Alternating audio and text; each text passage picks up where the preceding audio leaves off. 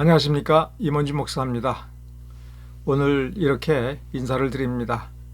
오늘은 돌아오는 주일인 2월 28일자 주일 낮 예배 본문인 요한복음 4장 25절서부터 42절 말씀까지를 여러분과 함께 어떻게 미리 주중에 묵상하면서 그 말씀을 깊이 깨달을 수 있는 그런 준비를 할까?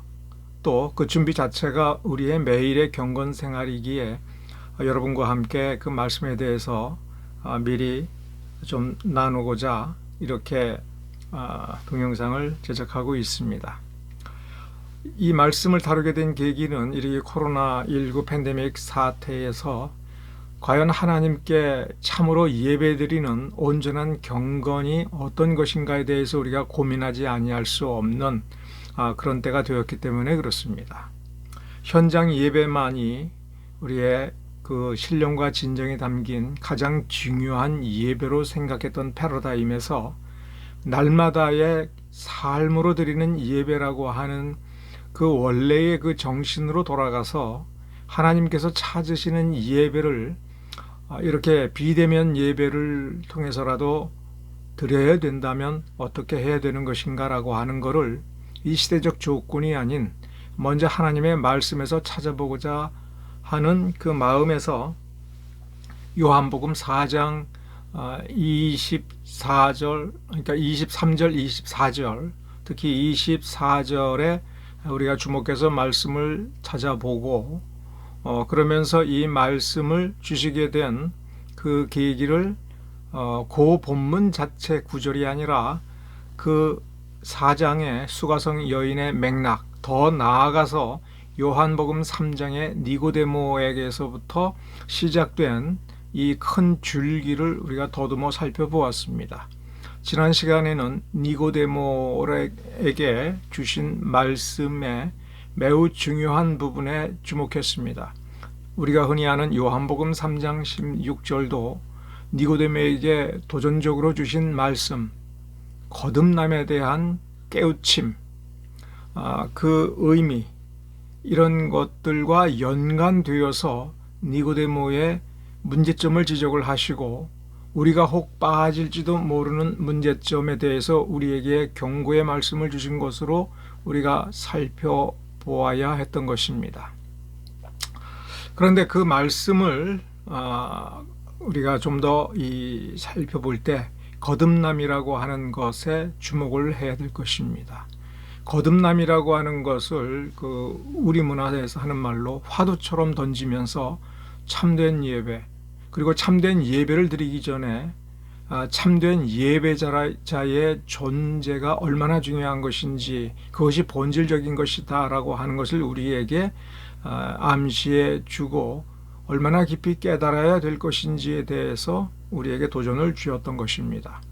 그 맥락이 거기에서 끝나지 않고 25절서부터 이제 수가성 이 마을 주민들과 예수님과의 관계가 매우 간략하게 기록이 되어 있습니다마는 니고데모 3장의 그 첫 부분에서 시작된 중요한 화두인 거듭남이라고 하는 그 핵심 메시지는 계속 이어지는 겁니다.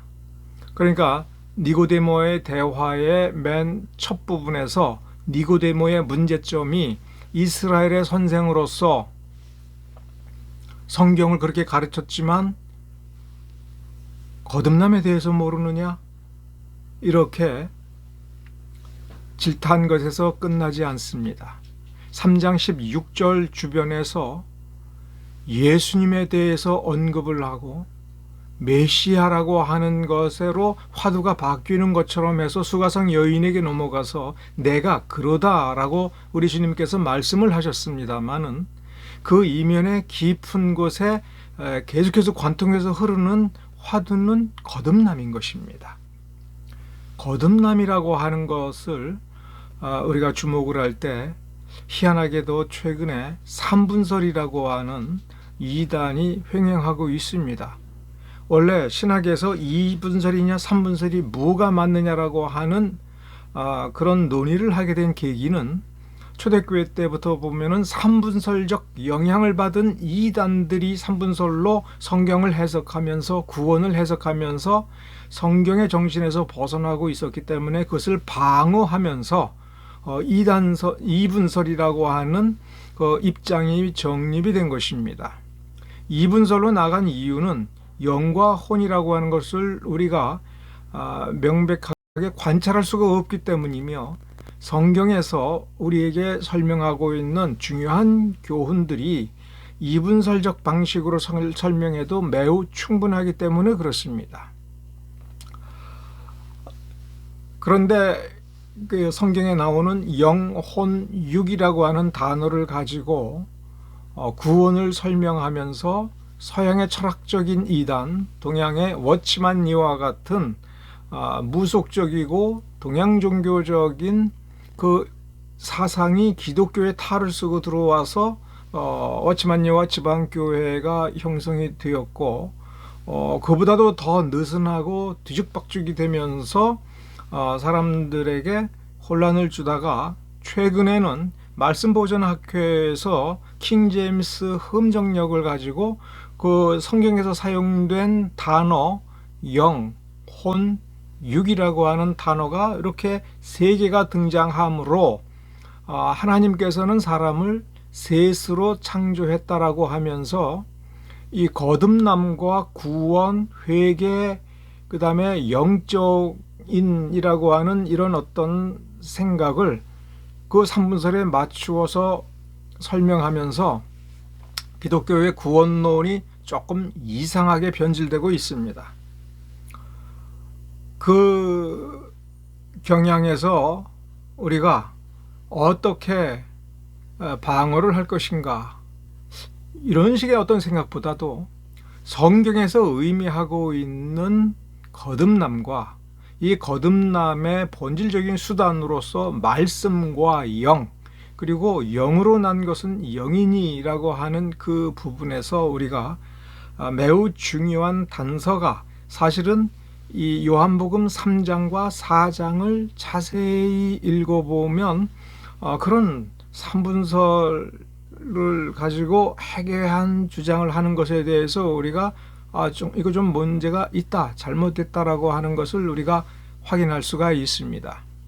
그러니까 여러분이 이 말씀을 읽으면서 지금 제게서 바로 이 순간 답이 뭐야 이렇게 생각하면서 답을 구하기 전에 이 본문에서 말씀이 무엇냐 라고 하는 것을 좀 더 본질적으로 단서를 여러분 한번 찾아보십시오.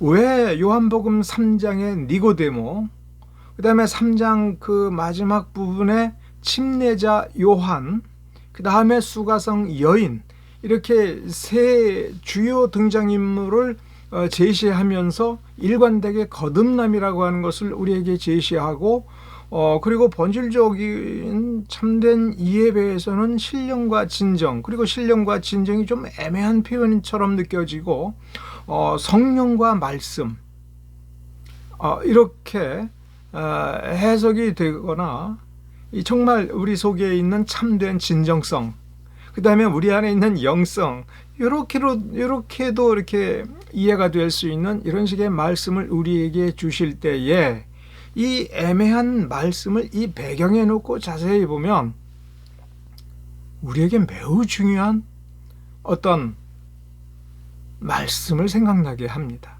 그게 뭔지, 이게 퀴즈입니다. 그러니까 말씀을 딱 보면서 바로 어떤 답을 얻는 것도 중요하지만 그것을 깊이 묵상하면서 조금씩 알아가는 그 과정이 매우 중요합니다. 오늘 미니 클립은 이렇게 여러분에게 퀴즈를 내어드리는 것으로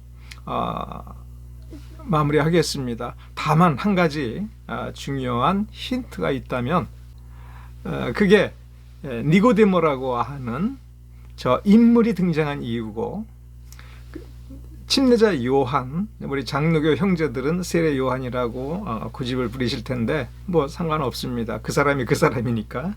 그 요한을 등장시키고 또 일부러 사마리아로 지나가시면서 수가성 여인을 등장시킨 겁니다. 이들의 배후에 있는 최대 공약수가 뭔가, 여러분 그거 생각해 보시면은 답이 나올 겁니다. 감사합니다.